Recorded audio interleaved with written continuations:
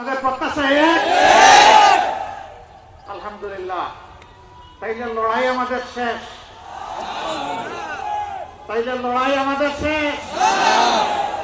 আগামীকাল থেকে অটোমেটিক্যালি দুর্নীতি মুক্ত, দুঃশাসন মুক্ত বাংলাদেশ হয়ে যাবে, তাই না? না, হবে না। আল্লাহর কসম, লড়াই আমাদের শুরু।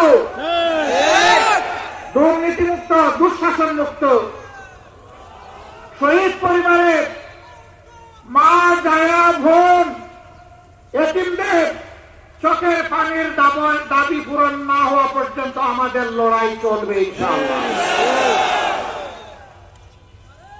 এ জীবন মালিকানা আমাদের না, এ জীবনের মালিক আল্লাহ সুবহানাহু ওয়া তাআলা। মায়ের পেট থেকে আমরা সবাই একা একা এসেছি, কিসমতে থাকলে কবরের পেটে একাই ডুববো। জানি না আমারও কোনো খবর পাওয়ার সুযোগ হবে কিনা, নাকি আল্লাহর দুশ্মন, জিনের দুশ্মনেরা টুকরা টুকরা করে, কিমা করে আমাকে কোথাও একদম নিশ্চিহ্ন করে ছেড়ে দিবে, আমিও জানি না।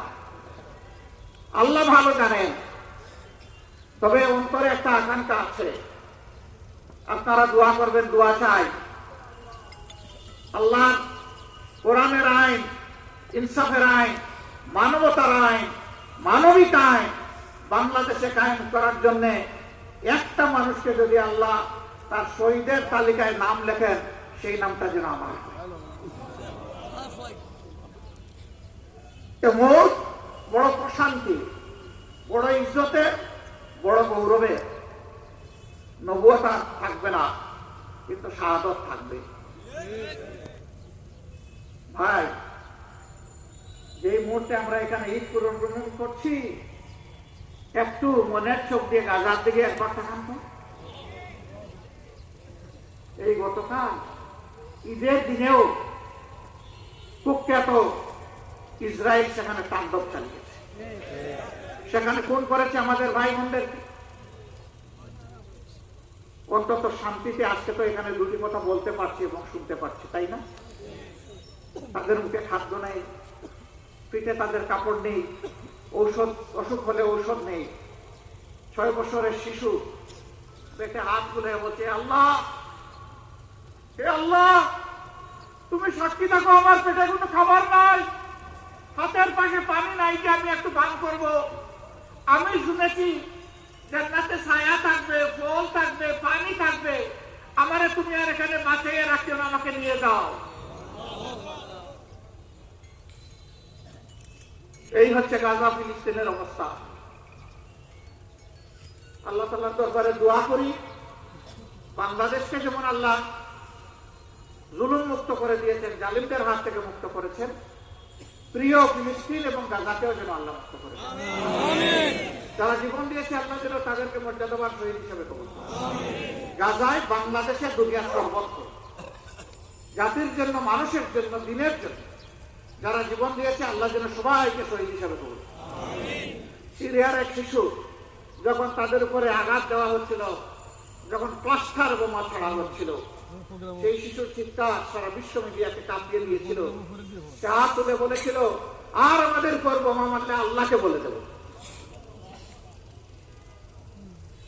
সারা বিশ্বকে এটা ভাবিয়ে তুলেছিল যে এই 4 বছরের শিশু এটা কি বললো।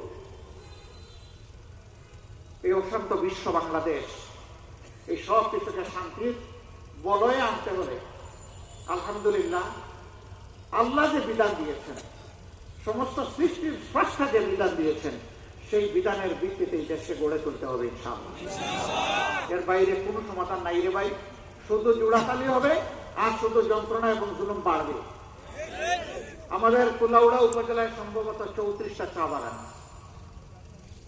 বিপুল সংখ্যক লোক এখানে তাদের রক্ত পানি করে, ঘাম জড়িয়ে, পরিশ্রম করে যা পান, এ দিয়ে সম্মানজনক জীবনযাপনের কোনো ব্যবস্থা হয় না। আমরা বহু আগে দাবি তুলেছি, মালিকও বাঁচুক, শ্রমিকও বাঁচুক। শ্রমিকের পিছনে যদি বিনিয়োগ বাড়ায় দেওয়া হয়, তাহলে মনের উৎসাহ নিয়ে দ্বিগুণ কাজ করবে। তাতে মালিকও লাভবান হবে, শ্রমিকও লাভবান হবে। আর শ্রমিকদেরকে যারা ঠকাবেন তারা দুনিয়ায় ঠকা খাবে না, আখেরাতেও ঠকা খাবে। এটা শুধু চা শ্রমিকদের ব্যাপার না, সকল ক্ষেত্রে একই কথা। আমাদের দেশের যুবকদের ব্যাপারে আমাদের মেসেজ, এখন এরা এসএসসি, এইচএসসি, ইন্টারমিডিয়েট, তারপরে আপনার graduation, masters, doc, post doc, অনেক কিছু করে আমাদের দেশে পড়ে শুনে লম্বা লম্বা অনেক সার্টিফিকেট, এক বস্তা সার্টিফিকেট, এটা নিয়ে বগলে নিয়ে বিভিন্ন অফিসে দৌড়ায় একটা চাকরির জন্য। অনেকে কোথাও কিছু না পাইয়া এমনও ঘটনা বাংলাদেশে বসেছে, আল্লাহ আমাদেরকে ক্ষমা করুন, আত্মহত্যা করেছে। আমরা এই অপদার্থ শিক্ষা চাই না। আমরা এমন শিক্ষা চাই যে এই শিক্ষা প্রত্যেকটা শিক্ষিত মানুষকে এই শিক্ষা দেবে, তুমি যে আজকে এখানে এসেছো শিক্ষিত হয়ে, বিদ্যালয়ের প্রত্যেকটা ইট, বালু, নুড়ি, পাথর, সিমেন্ট, রড এবং মিস্ত্রির হাত, এইগুলাতে এই দেশের প্রত্যেকটি মানুষের অবদান আছে। যে রাস্তায় আমার যে ভাই কিংবা বোন ভিক্ষা করে, তারও অবদান আছে। সে আমাদের কাছে হয়তো চেয়ে চেয়ে কিছু নেয়, কিন্তু তারও পেট আছে, পিঠ আছে। সন্ধ্যাবেলা দোকানে ঢুকে কিছু কিনে ও কিনতে গিয়ে তারে কিন্তু বিনা বেটে তার কাছে ও দোকানদার মাল বিক্রি করে না। বেট হচ্ছে বাংলাদেশের ট্যাক্সের সবচেয়ে বড় আয়ের সোর্স। তাহলে তারও তো টাকাই বাংলাদেশের ট্রেজারিতে আছে। ওই টাকা দিয়েই তো আপনার বিল্ডিং হয়েছে, যে বিল্ডিং এ আপনি লেখাপড়া করেছেন, যে বেঞ্চে আপনি বসেছেন, যে টিচার আপনাকে পড়িয়েছেন, তার বেতনও কিন্তু আপামর জনতার ট্যাক্সের টাকায় হয়েছে, এবং তার সাথে বিদেশ থেকে আনা ঋণের টাকায় হয়েছে। ঋণ যেমন ধনীর গাড়ে বর্তায়, আজকে জন্ম শিশুর গাড়েও বর্তায়। তাদের সকলের কাছে তুমি ঋণী, কারণ তাদের টাকায় তুমি লেখাপড়া করেছো। আমাদের শিক্ষা যেন এই শিক্ষা সমস্ত শিক্ষিত মানুষকে দেয়। সে শিক্ষিত হয়ে যেন ডাকাতে পরিণত না হয়, বরং সে যেন সেবকে পরিণত হয়।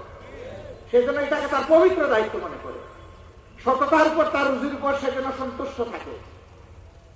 একজন অশিক্ষিত ডাকাত সারা জিন্দেগিতে ডাকাতি করে যা করতে পারবে, একজন শিক্ষিত ডাকাত কলমের একটা কুচায় 1 মিনিটে তার চাইতে বেশি করতে পারবে।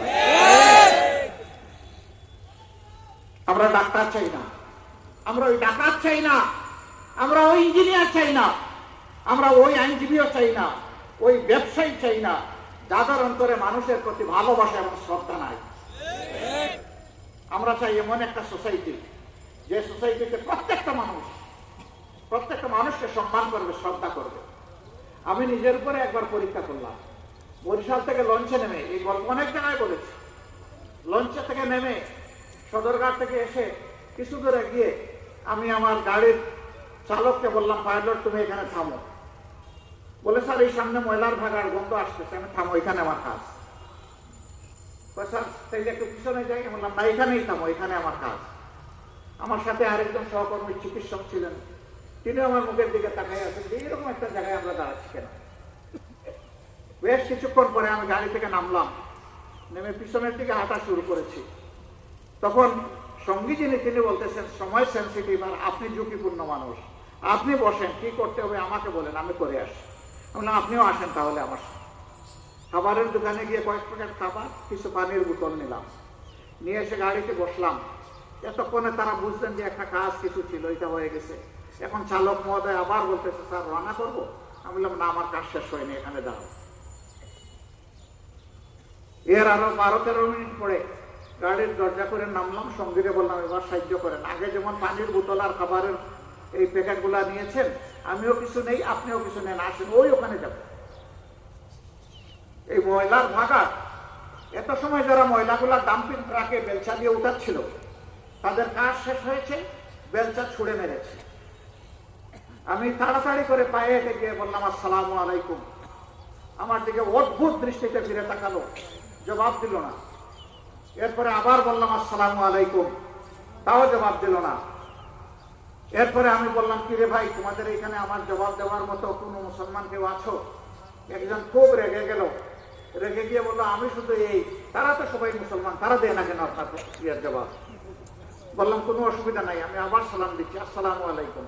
এবার 4 জন একসাথে জবাব দিয়ে বললো, ওয়ালাইকুম আসসালাম। আমার একজন জিজ্ঞেস করলো, আপনি কে? আমি বললাম যে আমি আপনাদের ভাই। কি ধরনের ভাই? আমি বললাম একদম খাস জাতি ভাই। কথা গরিব বলে মস্কারা করতে আসছেন? আস্তাগফিরুল্লাহ ভাই, আমি মস্কারা করতে আসি। তাইলে এরকম বলছেন যে? বলে হ্যাঁ এরকমই তো বলছি, আমি সত্যিই বলছি, আমি অন্তর থেকে বলছি। ও স্যার দেশে সিনেমায় যারা অভিনয় করে তারা এইরকমই করে, আপনি কি শুটিং করতে আসছেন?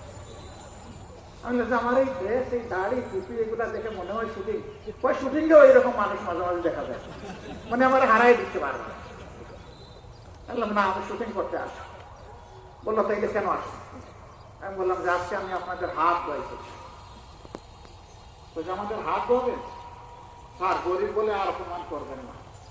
আমি বললাম মান অপমান কিছুই বুঝি না, আজকে হাত আমাকে ধোয়াইতে হবে। কেন কেন আপনি আমাদের হাত ধোয়াইবেন? আমি বললাম যে সমাজের হাত তোমরা ধোয়া বলে এই সমাজের চাকা চলে, আজকে আমি তোমাদের হাত ধোয়া ঋণ পরিশোধ করতে চাই। একজন বলল যা, উনি তো একেবারে আটাই হয়ে লাগছে, ছাড়বে না, দে হাত দে, আমারটা আগে দিলাম, সব পুরা হবো না। হাত বাড়াই দিল, আমি ধরিলাম, প্রস্তাইয়া যা পারি। এরপরে একজন একজন করে দিল। এবার খাবারের প্যাকেট দিতে শুরু করলাম। বলছি না কিনা এগুলো আমাদের লাগবে না। কেন? আমি দিচ্ছি রে ভাই, আপনারা তো চান নাই, আমার মনের খুশিতে দিচ্ছি, ঋণ পরিশোধের জন্য দিচ্ছি। আচ্ছা আপনাদের বুঝছি বুঝছি, বলেন তো আমি কোনটা থেকে খাবো? মানে এখন তো মানুষ সন্দেহ করে অনেক জিনিস। তা আপনারা যেটা বলবেন সেটা থেকে আমি আগে খাবো, তারপরে আপনারা নেবেন। তো ঠিক আছে তাইলে লাগবে না, দিয়ে দেবে। এর মাঝে একজন দীর্ঘ নিঃশ্বাস করলো, যে কোনো কথা বলে না, চুপচাপ দাঁড়িয়ে ছিল। হঠাৎ করে বললো যা, আজকে বুঝতে পারলাম যে আমরাও মানুষ। তাহলে এটা বললেন কেন?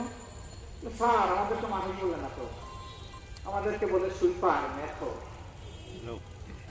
আমাদের কাছে আসে না, আমাদের গায়ের গন্ধ লেগে যাবে। আমি এটা কারা করে? ওই আপনার মতো কাপড় চোপড় পরে যারা হাঁটে তারাই। আমি বললাম যে এই ছোট লোকদের পক্ষ থেকে জোর হাতে তোমাদের কাছে মাপ চাই, তোমরা ক্ষমা করে দাও। ওরাও কাঁদলো, আমিও কাঁদলাম। তারা কাঁদে কাঁদে তাদের গাড়িতে, আমি কেঁদে কেঁদে আমার গাড়িতে এসে সঙ্গীকে বললাম আজকে কি এখানে আমাদের জন্য কোনো শিক্ষা আছে? বললো অনেক শিক্ষা। আমি বললাম 1 নম্বরটা বলেন।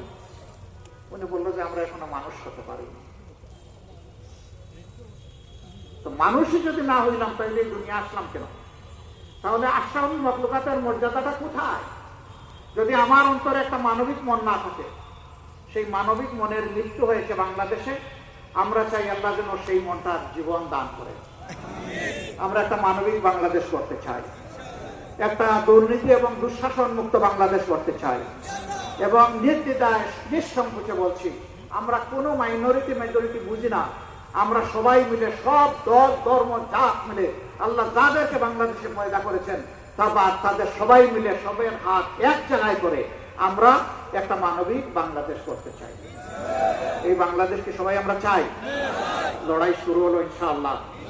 আল্লাহ তুমি সাক্ষী থাকো, এ লড়াই যতদিন তুমি আমাদেরকে তৌফিক দিবে ততদিন আমাদের এই লড়াই চলবে ইনশাআল্লাহ। সেই বাংলাদেশ একদিন গড়া হবে ইনশাআল্লাহ। সেটা আপনার হাতে হোক, আমার হাতে হোক, আর আল্লাহর যে বান্দার হাতেই হোক। তো সেই সৌভাগ্য থেকে আল্লাহ যেন আমাদেরকে বঞ্চিত না করেন, সেই কর্মী হিসাবে আল্লাহ যেন আমাদেরকে কবুল করেন। সম্মানিত ভাইয়েরা, আসলে আমি এখানে বক্তৃতা দিতে আসিনি, আমি এসেছি মন ভরে আপনাদের মুখ দেখতে। দুঃশাসন এবং জুলুমের কারণে আমি আপনাদের মুখ দেখতে পারি না, আমার স্ত্রী সন্তানের মুখ দেখতে পারি না। আমি বাংলাদেশে ছিলাম একটানা 10 মাস, এই দেশে ছিলাম, কিন্তু আমার মুখ দেখার পরিবেশ ছিল না। এরকম শুধু আমি নই, এরকম লক্ষ লক্ষ মানুষ। এর সাথে আপনারা, আল্লাহ আমাদেরকে চিরমুক্তির ব্যবস্থা করেন। এ মুক্তি দুনিয়ার, এ মুক্তি আখিরাতের, এ মুক্তি কোরআনের ভিত্তিতে। সেই কোরআনের বাংলাদেশ গড়ায় আপনাদের সকলের দোয়া চাই, ভালোবাসা চাই, পরামর্শ চাই, সমালোচনা চাই, সাথে চাই, পাশে চাই। আল্লাহ আপনাদের সকলকে তাইয়্যিব হায়াত দান করুন।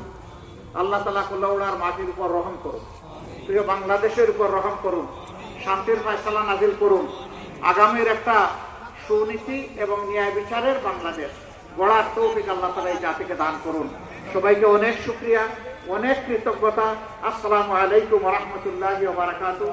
সবশেষে আপনাদের সবাইকে ঈদ মোবারক, ঘরে ঘরে ঈদ মোবারক। আসসালামু আলাইকুম।